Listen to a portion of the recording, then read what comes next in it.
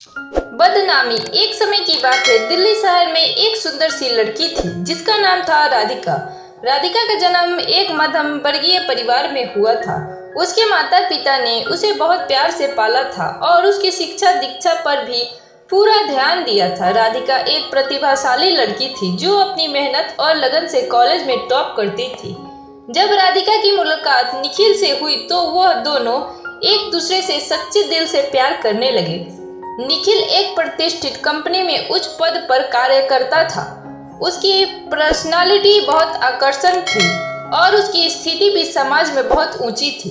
राधिका ने निखिल के साथ अपनी पूरी जिंदगी बिताने का निर्णय लिया और दोनों के परिवारों की रजामंदी से उनकी शादी हो गई। शादी के पहले कुछ साल तक सब कुछ बहुत अच्छा चल रहा था। वे एक दूसरे को समझते थे और हर समस्या को मिलकर हल करते थे। राधिका अपने ससुराल में बहुत खुश रहती थी और निखिल के परिवार के साथ अच्छे संबंध थे, लेकिन जल्द ही उनका सुखी जीवन संकट में आ गया। वक्त के साथ निखिल का व्यवहार बदलने लगा। वह काम में इतना व्यस्त हो गया कि राधिका को समय नहीं मिलने लगा। निखिल का अधिक समय बाहर बीतने लगा और राधिका अकेली महसूस करने लगी। राधिका ने कई बार उसे समय देने की विनती की, लेकिन निखिल की व्यस्तता दिन प्रतिदिन बढ़ती गई। राधिका ने सोचा कि यह एक अस्थायी दौर होगा, लेकिन जब समय बीता तो उसकी चिंता और बढ़ने लगी। राधिका के मन में ख्याल आने लगा कि निखिल के व्यवहार में कुछ और कारण हो सकते हैं। वह एक दिन निखिल का फोन चुपके से देख रही थी और उसने पाया कि निखिल एक अन्य महिला से संपर्क में था। राधिका को यह बहुत बड़ा झटका लगा। वह समझ नहीं पा रही थी कि वह क्या करे। क्या उसने निखिल के साथ अपने रिश्ते के बचाने के लिए सब कुछ सही किया था? राधिका ने निखिल से इस बारे में बात करने की कोशिश की, लेकिन निखिल ने उसका सामना करने से बचने की कोशिश की। जब राधिका ने उसे चुनौती दी और कहा कि वह इस संबंध को खत्म कर देगा, तो निखिल ने कहा, तुम मेरी जिंदगी के अहम हिस्से नहीं हो राधिका, मैं तुम्हें छोड़ने का कोई कारण नहीं देखता।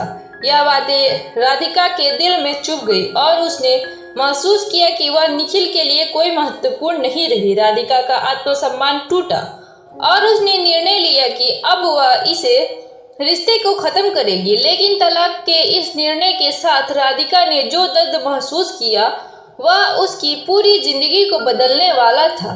तलाक के बाद राधिका का जीवन कठिनाइयों से भरा था। समाज में तलाकशुदा महिलाओं को अक्सर हैय दृष्टि से देखा जाता है। राधिका ने महसूस किया कि उसे समाज के तिरस्कार का सामना करना पड़ रहा था। उसकी दोस्तियां टूटने लगी और परिवार के कुछ सदस्य भी उससे दूर हो गए। लोग उसके बारे में तरह तरह की बातें करने लगे। राधिका को अब खुद से और समाज से लड़ने का एक नया कारण मिला था। उसने महसूस किया कि यह उसकी जिंदगी का सबसे कठिन दौर था, लेकिन अब वह खुद को साबित करने के लिए तैयार थी। उसने अपने आत्मसम्मान को बरकरार रखने के लिए एक नया रास्ता चुना।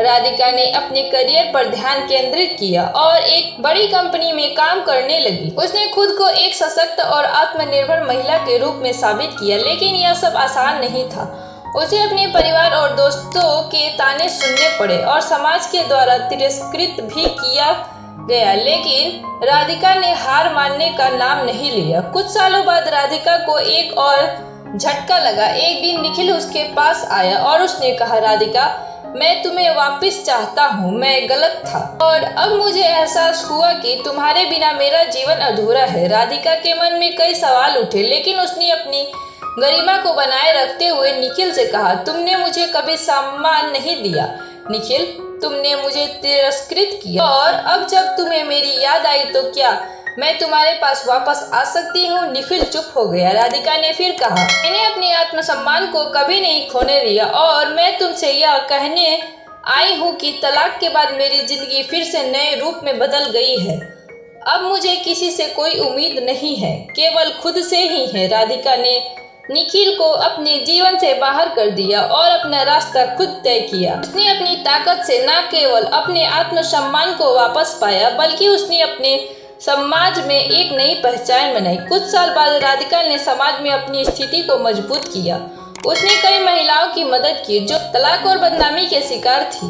राधिका का मानना था कि तलाक एक महिला की जिंदगी का अंत नहीं होता, बल्कि यह उसकी नई शुरुआत हो सकती है। राधिका ने साबित कर दिया कि समाज की नज़रों में गिरना कोई अंत नहीं है, बल्कि यह खुद को फिर से उठाने का एक मौका होता है। आज भी राधिका की कहानी समाज में एक प्रेरणा का स्रोत बन चुकी है। वह एक सशक्त महिला के रूप में जानी जाती है, जो अपनी बदनामी के बावजूद अपने सम्मान और आत्मसम्मान को फिर से पाने में सफल रही।